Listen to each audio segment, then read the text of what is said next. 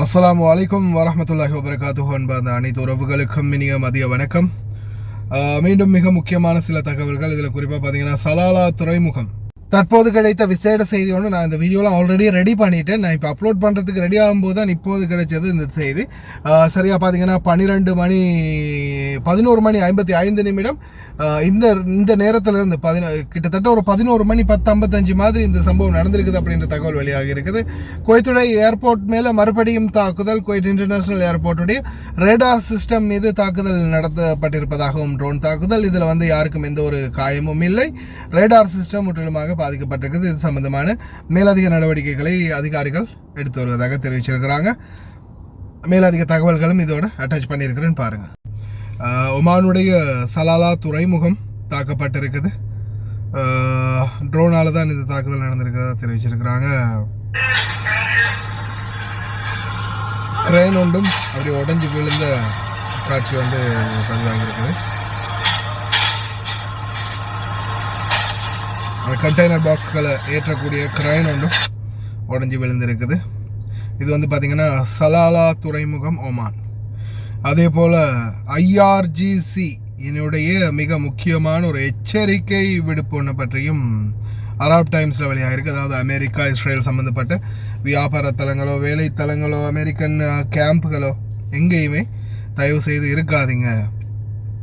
வெளிநாட்டவர்கள் மற்ற நாட்டவர்கள் இருக்காதீங்க. ஏன்னா இனி வரும் நேரங்களில் அவங்க சம்மந்தப்பட்ட அனைத்து இடங்கள் மீதும் நேரடியான தாக்குதல் நடக்கும் அப்படின்னு தெரிவிச்சிருக்கிறாங்க. இதில் குறிப்பாக பார்த்திங்கன்னா ஆரம்ப கட்டத்தில் இருந்தே பிரச்சனை உங்களுக்கே தெரியும் அதிகரிச்சுக்கிட்டு வருது அப்படின்னு. இனி வரும் நாட்களில் அவங்க சம்மந்தப்பட்ட எந்த ஒரு இடத்துலையுமே யார் இருந்தாலும் அவங்களுக்கு எதிரான மிக கடுமையான இராணுவ நடவடிக்கைகளை நாங்கள் எடுப்போம் அப்படின்றத ஐஆர்ஜிசி உறுதிப்படுத்தியிருக்கிறாங்க.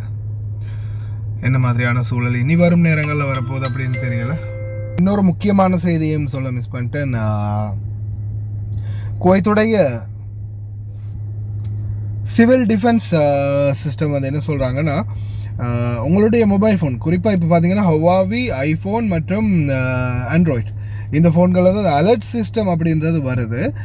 இருந்தாலும் இப்போதைய சூழலில் இந்த அலர்ட் சிஸ்டம் வந்து மற்ற ஃபோன்களுக்கான ஆக்டிவேஷனும் விரைவில் நடக்கும் அப்படின்னு சொல்கிறாங்க. அதில் முக்கியமான ஒன்று என்னென்னு பார்த்தீங்கன்னா, உங்களுடைய மொபைல் ஃபோன்களை சைலண்டில் வைக்காமல் சத்தம் கேட்குற மாதிரி, அதாவது வைப்ரேஷன்லேயோ அல்லது சைலண்ட்லேயோ வச்சிங்கன்னா உங்களுடைய ஃபோனுக்கு வந்து இந்த அலர்ட் வந்து வரும்.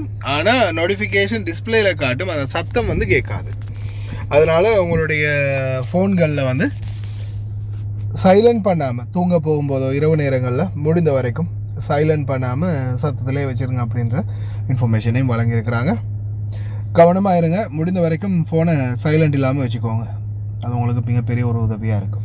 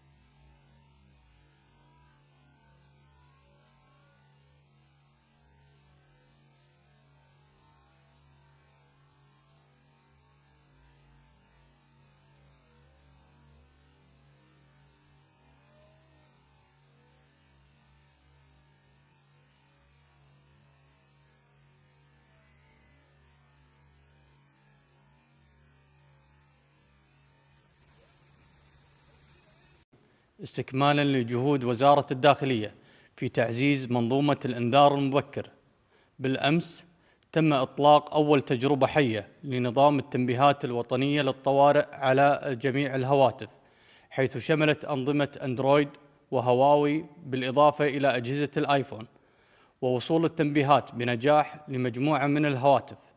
ونود أن نوضح لتفعيل الخدمة لمستخدمي أجهزة الآيفون ضرورة تحديث أجهزتكم إلى الإصدار الأخير iOS 26.4 هذا التحديث هو الخطوة الأساسية لضمان تفعيل النظام وتلقي التنبيهات بشكل تلقائي وفوري. وللتأكد من وصول هذه الإشعارات لجهازك اتبع الخطوات التالية: ادخل على الإعدادات ثم اختر الإشعارات والنزول إلى آخر القائمة تحت اسم كويت أليرت. ستلاحظ ظهور 3 خيارات فقط في الإعدادات، وهي التي تمتلك صلاحية التحكم بتفعيلها أو إلغائها حسب رغبتك. أما المستوى الأول وهي تنبيهات التحذير الوطنية، فهو مفعل تلقائياً بمجرد التحديث، ولا تظهر له أي أيقونة محددة للإلغاء، وذلك لضمان وصول التنبيهات التحذيرية للجميع في حالات الطوارئ العالية، مما يساهم في تعزيز سلامة الجميع. كما نؤكد أن المرحلة التجريبية الحالية هدفها التأكد من جاهزية البنية التحتية للاتصالات بشكل كامل من خلال عمل التجارب المتكررة والتطوير الفني، مع التأكد من كفاءة عمل نظام التنبيهات تمهيداً للإطلاق الفعلي. مع تمنياتنا لكم بدوام الأمن والأمان، والسلام عليكم ورحمة الله وبركاته.